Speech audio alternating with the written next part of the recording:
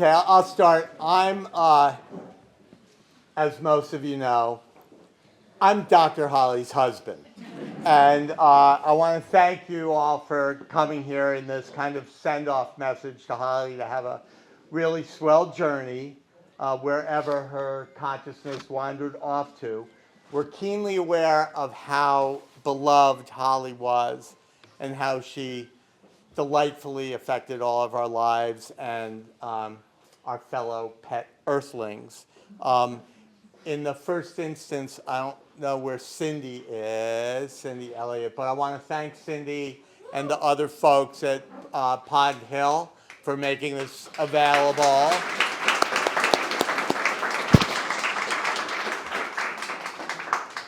And Cindy's also a surveyor, if anyone needs a surveyor.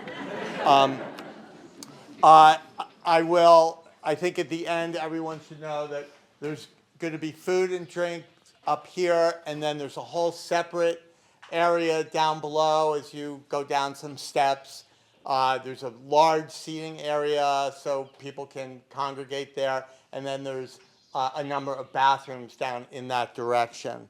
And today what's going to happen is I'm going to speak very shortly, and then our baby, Dr. Brenna, is going to say a few words, and then Jesse, and I guess I should probably say I'm also, other than being known as Dr. Holly's spouse, I'm Jesse's dad. So I wasn't going to speak today, but then I said to the kids, look, I think I want to briefly mention the time before I was just Dr. Holly's spouse, because there was another life.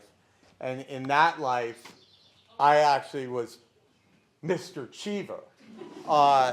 And that's because Holly was Dr. Cheever when she was a dairy vet. Holly was one of the first dairy veterinarians in central New York. And of course, in 1978, was not about, nor did I ask, for her to change her name. So being Dr. Cheever, wherever I would go in Cortland, I would go in the hardware store and people would go, Mr. Cheever, we just saw your wife the other day. So that was a real difference. And, I met Holly in 1978 and have always been proud of being associated with her. And we always kind of shared our views about animals. And it's this period back in 78 and 80 that I thought I would briefly mention, just a few experiences. But when I said to the girls and to Jesse, listen, I just want to say a few introductory remarks, they said, all right, Dad, it's okay, but don't say anything about sex, drugs, or rock and roll. So under those circumstances, this is going to be short. When I first met Holly in 78, I had 2 German Shepherds. Holly had 2 guinea pigs. We were vegetarians. She drove her pickup truck to the barn next door to my shack because she was living in an apartment in a barn. And I immediately went over to meet her, although I agree that some might say I immediately went over to hit on her, but I would not admit that. And it was not really long afterwards where Holly and I were sitting around, and there was a goat next door. And the goat didn't have a name, which was weird, and the goat was not really taken care of. So one day Holly says to me, I'm buying a collar for that goat because it had a metal chain around its neck, and it had removed all the hair. And she said, and goats don't like rain, so could you get something so that goat could get under shelter? So I went and I bought some of those really big shrubbery triangle things and went on to this person's lawn and set that up. And Holly bought the collar. And then when Holly and I would, after she was done studying, we'd go into my backyard and make a fire. One day she said, let's just go get that nanny goat. So we went over and got Nanny. And we would sit with Nanny in front of the fire holding hands, and she'd be holding Nanny's front hoof. And, and finally, the farmer came over one day and said, you've taken my goat. To which I went, yeah, Holly did. And he said, well, then you can have that goat. And you'll see a picture somewhere of a beautiful goat with dramatic horns and dandelions around her top. And that was kind of our first pet rescue without a warrant. And of course, people complain that Holly sees animals without a warrant, but hey, it sucks to be them. In any event, it was clear to me early on that Holly, and I think probably all you experienced this, Holly interacted with animals on a really individual basis. Like sometimes a dog will come up to you and you can go, good dog. But Holly always made face-to-face contact with animals and interacted with them individually. And it just really struck me. And, her attitude about animals, as you all know, is that we're all fellow earthlings, and we have more in common than differences. So that's when I started referring to, humans as Homo sapiens, because it was just a species in Holly's mind. And, she would say, everybody touts a human brain, and she always would say, but there's nothing like a 4-chambered stomach in a bovine. So after the goat rescue, Holly came over one night and said, okay, look, a friend of mine is tomorrow at Cornell. They're killing the surgery ponies, because at Cornell, if there's vets here, you would do they would do 3 operations. They'd go in, they'd check on the operations, and then they'd kill the animal in which they were operating. So Holly goes, so we're going to break into Cornell and seize this pony. And look, it was 1970, 1979. I had a van, I admit. The war was over, but I still had a van. And so we go late one night, go into the pony area. We had gotten some planks, take this pony out, walk it up the planks into the van. It's about 2 a.m, and took the pony. And that pony came to us to Voorheesville. So if there's any kids in their late 30s or 40s, you may have met that pony on one of the field. Her name was Molly. And it's Molly. Yeah, you knew And Molly. so, not only did Molly get rescued and come live with us at the farm, but Molly was a beauty. And so Molly almost got taken out at Cornell, but she ended up at the farm, and then ended up at a really, really fancy facility where she was used as a kind of a nurse pony, keeping other horses calm. So then I realized, okay, well, there's the goat, and now we're seizing animals out of Cornell. And then Holly was a dairy vet at the time, and one of her partners actually is here. And there's a lot of bovines in central New York, at least back then, named Holly. And I realized that Holly really had an affinity for cows, because if you rubbed Holly's neck or the back of her head, instead of going, oh, that feels good, she'd go, moo. And she did this all her life. So it was pretty funny. And the grandchildren, Grandma Holly's name is MooMoo. So it continued. And then I'll just mention one more thing about Holly's view of mammals. When she was a dairy vet, this was all before computers, you had to track dairy herd ovulation cycles. And so they, on the, there's dairy farmers here. And so on the refrigerator in our house, there were clipboards of herds and all their ovulation cycles. And, of course, then there was this clip over here, which was Holly's ovulation cycle, because she started talking about having kids, which I will talk about. But in any event, so we moved here, and in fact, I should just say, so, Holly is a powerful person, but believe it or not, she was only 5'2", even though I know everyone thinks she was 6 feet tall in light of her personality. But Holly said to me that she wanted 4 kids, and I'm a pretty good negotiator, and I said, well, I don't really want any kids, so we compromised and ended up with that. So,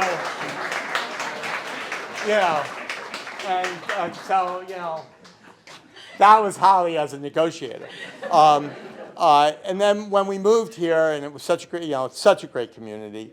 One day, a couple of the cows that we had rescued, and we had the horses and goats that we were rescuing, and escaped. And they went out on Route 85. And the sheriff called and said, it may have been Mr. Cheever, but your cows are out on Route 85. So I went, oh, shit. Okay, we'll be right out. So I yelled to Holly, cows are out on Route 85.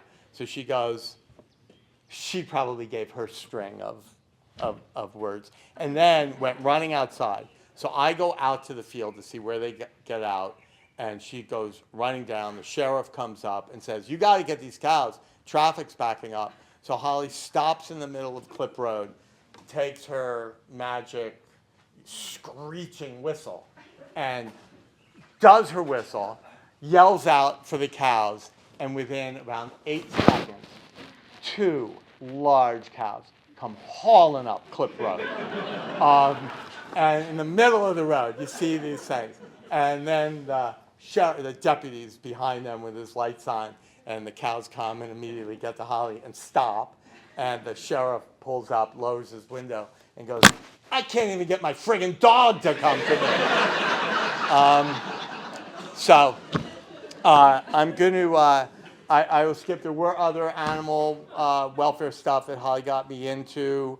I was standing on my head in a tiger suit with the American flag at my feet, handing out with my hand anti-circus literature when the circus was down in the Nick Arena, whatever it is called now.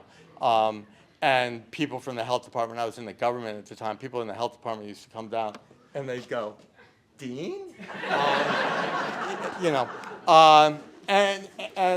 Being a lawyer, I was in court. We had been defending the SPCA in a case and had gotten qualified immunity for their investigators, and we're arguing this case in front of the court and one in federal court. And this lawyer goes, Your Honor, before we argue, can I just say something? And the judge goes, yeah. He goes, I had his wife on the stand last week, and the woman is virtually uncross-examinable.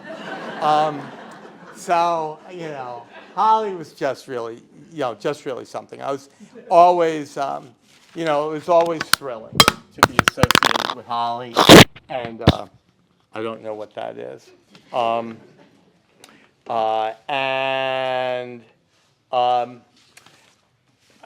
So there's one final thing that I know Dr. Mike expected me to probably say, and it's the dreaded words in Hannaford when people would come up to me and go, oh my God, I have to see Holly next week, and I know what she's going to say. So I'm just reminding everyone, your pets could probably lose a little weight.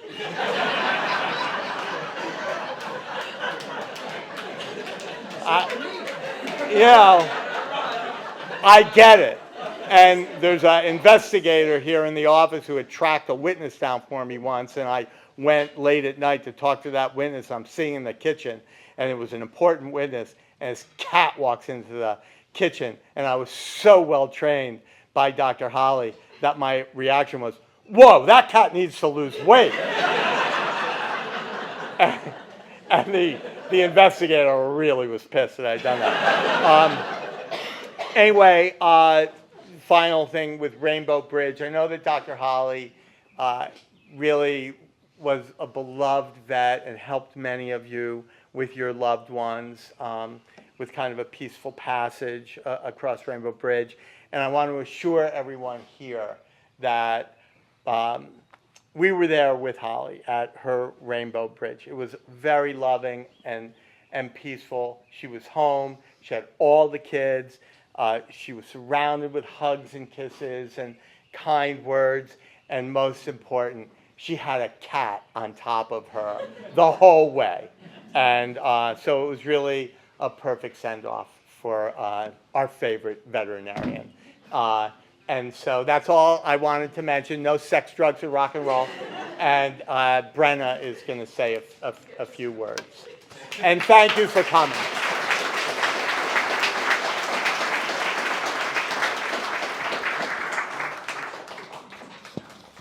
Oh, and Your water. Yeah, just on there. this is Dr. Brenna. Whoa. Thanks. She became this. That was a bonus. Thank you all so much for coming. It really does mean just so much. To know that Mommy was so well loved and so appreciated. She loved this town. She loved the community. She loved every single person's animals and could remember the names.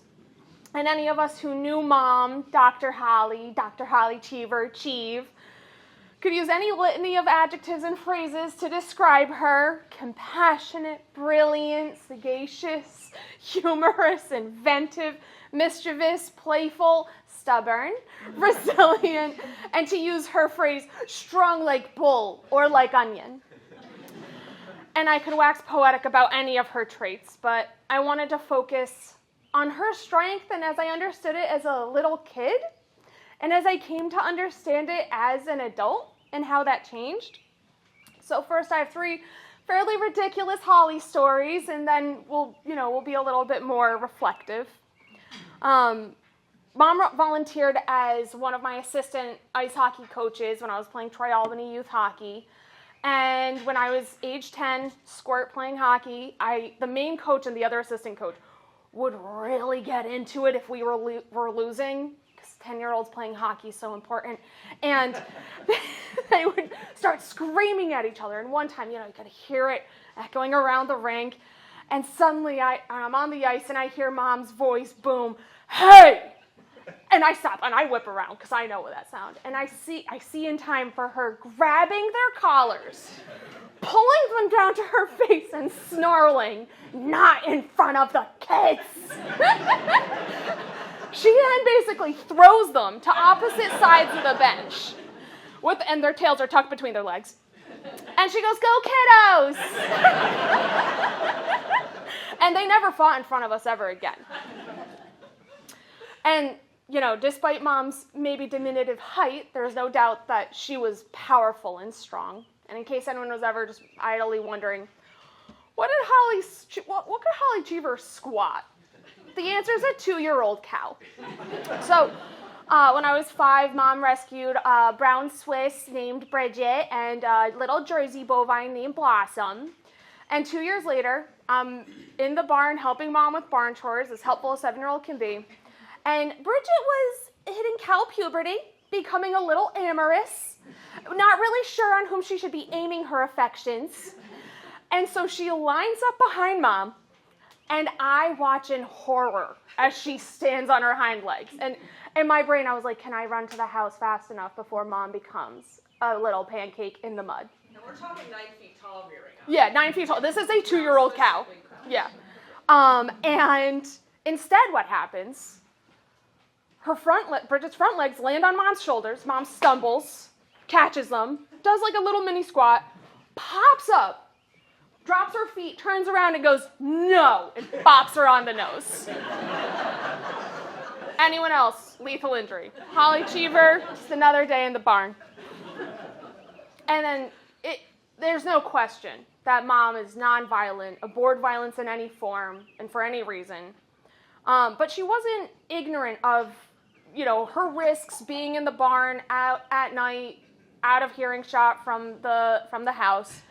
And her form of self-defense that she practiced regularly was taking a 5-pronged pitchfork and from 10 feet away, throwing it like a spear until it was embedded in the hay, laying parallel to the ground.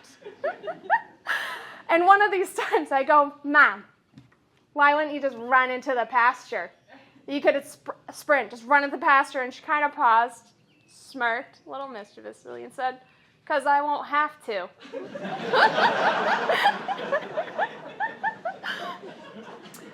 As a little kid, you think your parents are infallible and invulnerable and superheroes, and there was very little that disproved that with Mom growing up. She was our first encyclopedia and honestly more reliable than ChatGPT. And so most of the SAT words were review because that's just her words. And then as I got older and I went into medical school, I would call Mom regularly and just vent about my stress, about the difficulties of it. And then when I became a doctor, I was the doctor in the room on someone's worst day of their life. And then I walked out and into the next room, and it was the best day of the next person's life. And I called Mom after, just overwhelmed and shocked and somewhat, stunned by the disparate experience, and asked Mom, how do I be present? How do I be a doctor? How do I still treat? And how do I be there? And how do I recover? And she goes, oh, little Breen, you have to be so brave. And I don't think anyone ever had to tell Mom to be brave. Mom was just brave. 100 feet tall of bravery in that tiny little being. And then my sisters began to have kids, and I began to appreciate that Mom was doing this and coming home to 4 very unmanageable personalities. So Mom was spending her day at work with her human clients, animal patients, counseling, treating, having to ferry her friends, her patients across the Rainbow Bridge, and then helping the humans deal with that loss and cope with that loss. And then watching the most horrific investigative animal abuse stories, writing up the reports so that laws could be passed to protect those that were not under her direct care. And then she'd walk into the next room with kittens and puppies, and she'd be equally present and there for that. And then she'd come home to the roller coaster of 4 children in 5.5 years, a farm sanctuary, dogs and cats, and that general chaos. And Mom never said, I need a minute, today was hard. I don't know that we would have granted it. But she never needed that. Mom just would make dinner, help us with our homework, correct our papers, and she tried to make to each of our 4 different sport events or choral or band that we were in. And as we grew up and we were making mistakes and hurting ourselves or hurting each other or hurting others or hurting Mom with our words and actions, she was strong enough to forgive us and to stay level and to say, you've hurt something. You have to, she would show us love and compassion. She'd have the strength to guide us to be better. And for her, I think that love and strength were intertwined because the emotional well that she was drawing from that enabled her to have the energy, the compassion, and understanding it was bottomless. Very few of us have met anyone ever like that. And when she received her Parkinson's diagnosis and later her dementia diagnosis, it was the same strength she always had.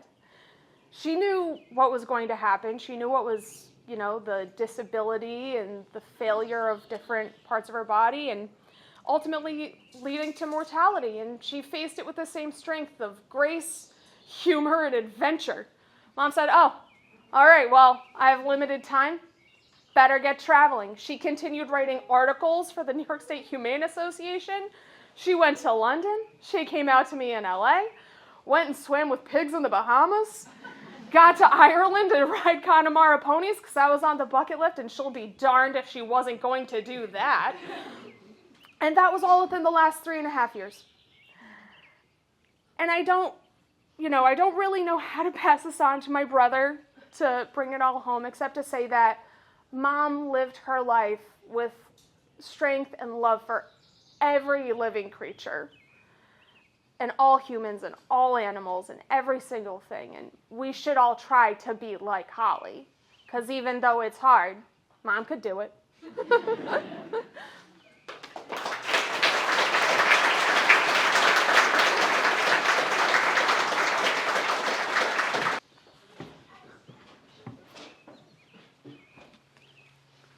What's kind of reassuring is seeing that all of us clearly follow a Sommer Cheever structure in the way we make public comments. But fortunately, my themes are not going to be as much the comedic relief or comic relief you might expect, because what I want to do is detail the achievements and exploits of what could not be one person.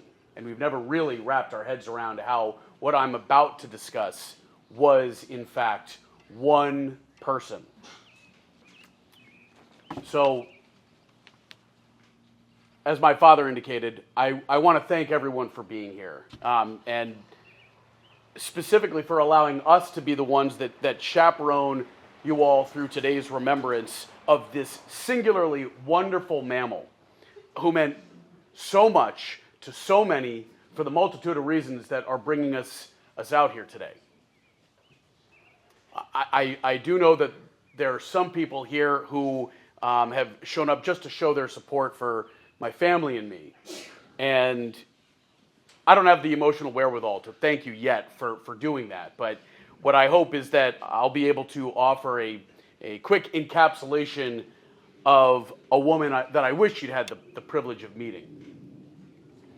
But for the assembled who did encounter Holly Cheever on the sidelines of the soccer fields or along Voorheesville's Memorial Day Parade, or who cried alongside her amidst the stillness of her clinic's exam room after she'd escorted the soul of that beloved furry family member to dimensions beyond, or who bore witness to her fierce and pleading advocacy on behalf of the creatures whose pain she genuinely felt as though it were her own.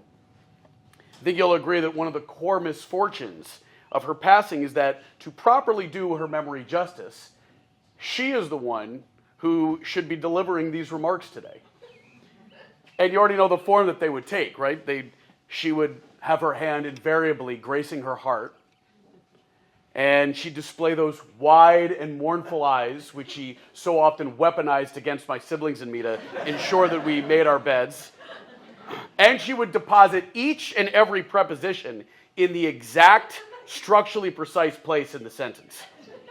And she'd flash that forgiving smile to signal that it was appropriate to laugh at the flourishes of soft humor that she peppered into even the most harrowing appeals for mercy on behalf of the circus elephants, or the carriage horses, or the declawed, or ear-cropped, or tail-docked, or the factory-farmed, or the slaughter-housed, or closer to home in the species sense, the gays, the ethnic minorities, and the economically less fortunate. She was impervious to entitlement or superstition or prejudice. Love and acceptance, or at the very least tolerance, where it was like she had this innate moral clarity. That was her default setting. And that's why she retained these sensibilities until the bitter end, long after her memory and her reasoning and spatial awareness capabilities had left her. So our family hadn't recognized how progressed was her dementia when she was honored as Albany's Mother of the Year back in 2021. And that's assuredly because when the cameras were on, or the microphone was in front of her, Holly Cheever was always dialed right in. This is a quote from the Times-Union from that day. Quote, "I feel very humbled and very delighted," Cheever, a veterinary doctor from Voorheesville, said during the Washington Park ceremony. Quote, "I care a lot about animal rights and animal welfare. I think a vote for me is perhaps a vote for the entire planet of animals with whom we share this world." Now, you have to understand that notwithstanding how incredibly articulate were those three sentences, that entire morning in Washington Park, I remember that Mom had been thoroughly confused, hesitant, and diminished. But when confronted by a reporter seeking comment, her brain cells rallied to yet again convey indefatigably the message with which the divine had equipped her, to always have mercy on God's creatures. And I was there when the reporter came up, and I distinctly remember thinking, like, Mom, give it a friggin' rest, my God. That reporter had only asked how it felt to be Mother of the Year. Was not necessarily in the market for a teachable moment. But dementia was not going to stop Holly Cheever. Talking about animals was always the way to bring her back.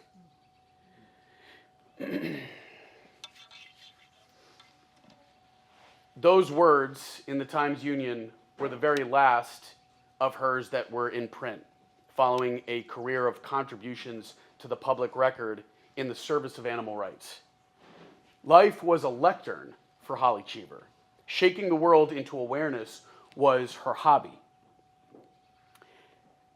And to that end, you do not know humiliation until your mom, surrendering to the whines of hungry children on long car rides, begrudgingly chauffeurs you and your siblings to the McDonald's drive-thru, then orders grilled cheese sandwiches by politely explaining to the befuddled teenager at the window that grilled cheese is, quote, a cheeseburger without the rotting animal carcass.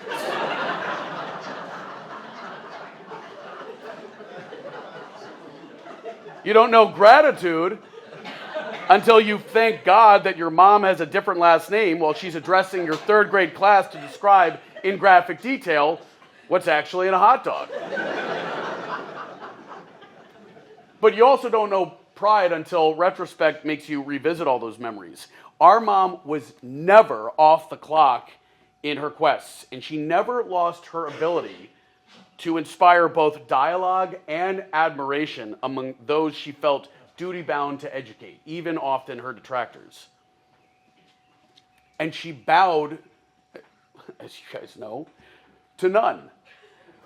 The moral compass was set in stone, for sure, but she took more of a buffet-style approach to social mores and statutory law. Because she was smoking marijuana back when it was cool. She was a vegetarian before anyone in this pavilion knew what that meant. She turned her back on relatively immense ancestral privilege to wholeheartedly embrace the civil rights, anti-war, and feminist movements of the day, fleeing Boston's high society to a would-be commune in upstate New York alongside the Jew that she married.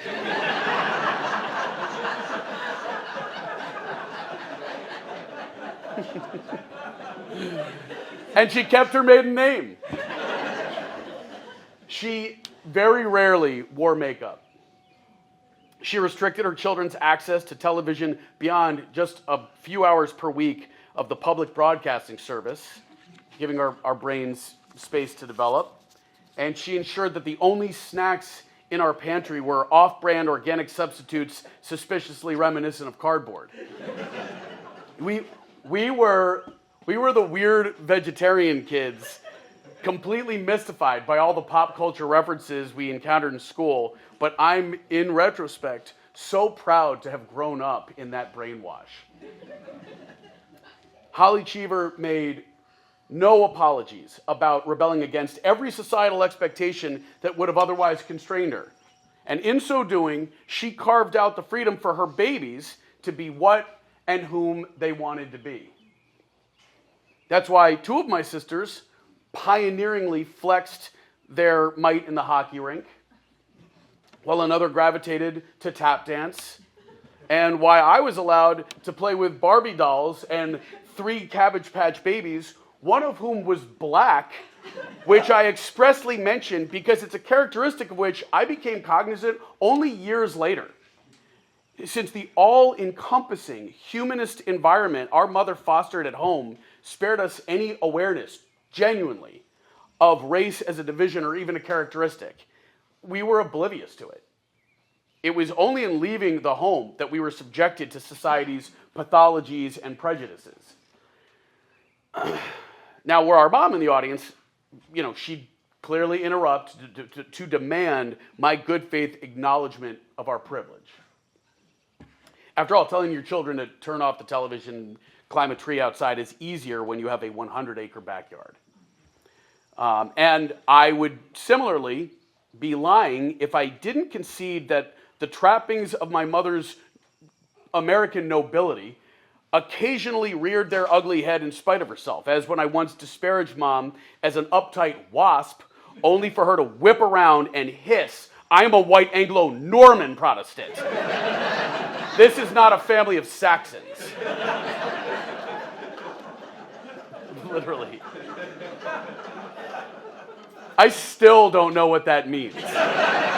But Mom did, and that's kind of the point. She couldn't tell you who our 10th or our 30th presidents were, but she could list in succession and on command every English monarch back to William the Conqueror. There was an otherworldliness to our mother's aptitudes and abilities. My sisters and I never even really aspired to that level of talent, actually. It just always seemed so plainly unreachable. We just naturally perceived that it was unreasonable for mortals to replicate the competence and mastery she routinely displayed. We saw her intelligence like a party trick. So none of us were prepared for Mom's precipitous decline. But as her frailty manifested, I often comforted myself with a thought exercise. And in it, I imagined that in the great unknown prior to her birth, the divine spirit in which Holly Cheever so firmly believed had extended her a choice. Either she could enjoy 7 straight decades of unparalleled genius and a swift exit surrounded by her entire family, or she could enjoy a century of run-of-the-mill mediocrity and a lazy retirement capped by the end with some age-related illness. And I like to think that she chose wisely. Which is why she graduated summa cum laude from Harvard, and why she graduated first in her class from the Cornell College of Veterinary Medicine, and why during those studies she taught herself how to play the guitar while also mastering the hammer dulcimer, which she then played on an instrument she made herself. And musically, it wasn't just that this accomplished choir singer could sing along to folk music in perfect pitch. It was that she also did so while expertly rocking out on wooden spoons in the kitchen. She could crochet and she could sew. And with that latter talent, made all of our Halloween costumes as well as her own wedding dress. She could draw with perfect depth and shading the world that she observed, having a particular knack for sketching horses and, fittingly, for those who knew her, guinea pigs. She worked with clay. She was an avid gardener. She expressed her gratitude and neighborly fealties all up and down Clip Road with delicious chocolate green mint fudge brownies and sugar moon-shaped cookies that she baked at Christmas, which was a holiday she made sacred with such convincing mythology that the only unsanctioned physical altercations in which I was ever involved entailed my defending Santa's good name till school administrators had to intervene with cautious calls home. Not something they expected to deal with in 5th grade. And it was she who ensured that our Jewish heritage maintained an equal footing during that holiday season. Our mom was a polyglot who, even to her husband's bewildered surprise, revealed a proficiency in French when speaking to a Parisian couple we once met on vacation. All right, Mom speaks French. Roger. She was an unassailable grammarian, a brilliant writer, and a ferocious public speaker who captured a throng's attention with that piercing whistle that I guess you perhaps... Yeah, you can. Nope. Among the things I was like, yeah, that's just Mom. From the pages of Good Housekeeping magazine, from the dais at meetings of the Association of Veterans for Animal Rights, which is an organization she co-founded, From the transcripts of her congressional testimony or cross-examinations as an expert witness in animal abuse prosecutions, Holly Cheever left an indelible mark for posterity. She was a daredevilish downhill skier, an accomplished sailor, a barrel racing horseback rider, the captain of her high school lacrosse team, a rabid rollerblader, and a hockey player through a stint at vet school where, as mentioned, she came out academically on top. She also shoveled manure every morning. She stacked hay bales every summer. And she cared for the horses, cows, goats, and chickens she'd saved from abuse so they could enjoy the animal sanctuary she and my father assembled as a shared home. She was an entrepreneur who founded her own business. She was a practicing professional who won the trust of this entire community. She was a mom who packed our school lunches every day and who made my entire class the black armbands with which I endeavored to lead a school walkout in 10th grade. Sodom. But vitally, Holly Cheever wasn't just a mom to the 4 babies she birthed in rapid succession over 5.5 years. She was also the very mom that she herself had lost at the tender age of 4. Because that was also part of the bargain with which she'd been presented by that divine spirit. And Holly Cheever carried that irreparable heartbreak with her every single day. She cried about it all the time. I can only hope that paying that price was worth being such a loving mother to every living thing that she encountered. Be it the spiders in her old farmhouse or her 4 babies to whom she read every night, for whom she conceived and executed the most epic birthday parties, and from whom she kept the artificial preservatives and contaminating drivel of mass media for as long as she could. She viewed all life as somebody's baby, and she viewed death as medicine to be dispensed with compassion. Yet perhaps the greatest lesson that my mother ever instilled in her offspring had to do with the manner by which she selected her mate. For better or worse, whether he wanted to or not, my father essentially had no choice but to let my mom do what she wanted. And for all their faults, despite the many problems incident to any marriage, this is the truth, that my mother married her greatest champion. Even if begrudgingly, he supported her exploits professionally, financially, philosophically, and nothing further symbolizes the nature of that dynamic than the fact that a commemoration of our mom is trampling all over Father's Day.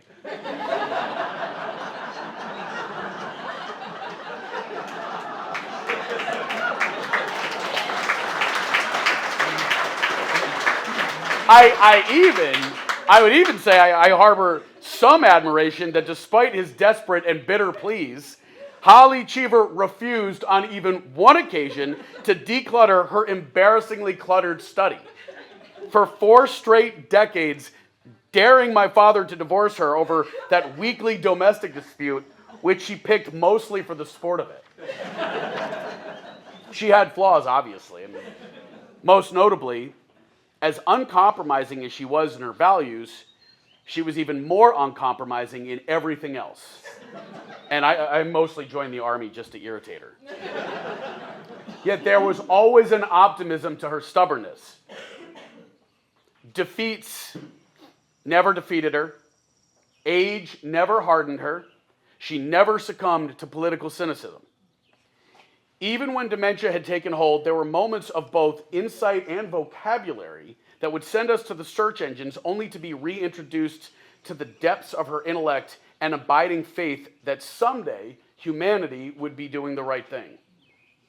As Brenna, you once wrote me after seeing her towards the end, for the millions of neurons that don't connect, Brenna said, the one that still does is still operating at a level higher than mine. So true. What remains of my mother's capabilities are yet on display on this earth, though dispersed though they may be among her offspring. As is routinely displayed on social media, Caitlin can genuinely communicate with animals, and it's she who's picked up Mom's feminist torch.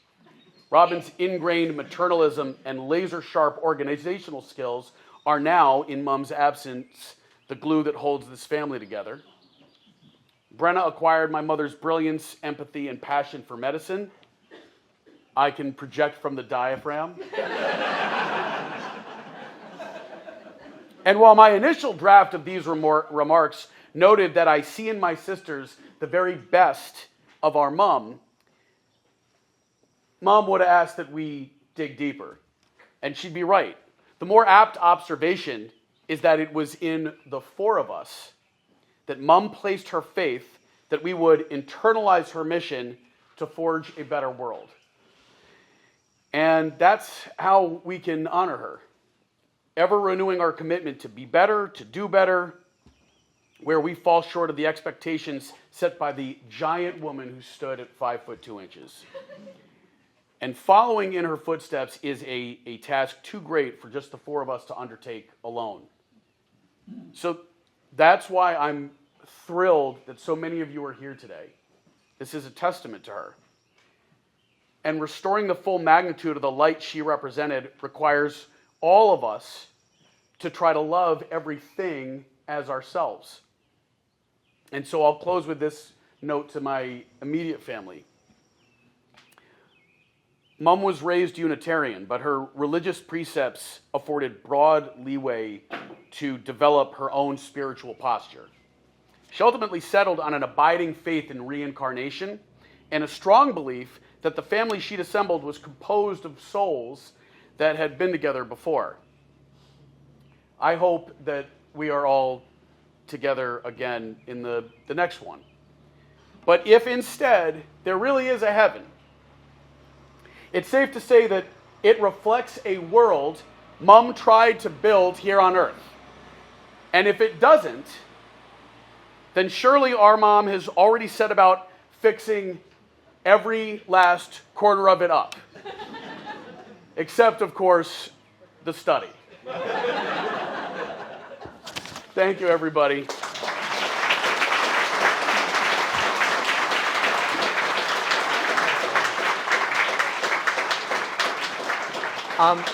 Okay, so those are the remarks that we had prepared, and do you want to say something or no? So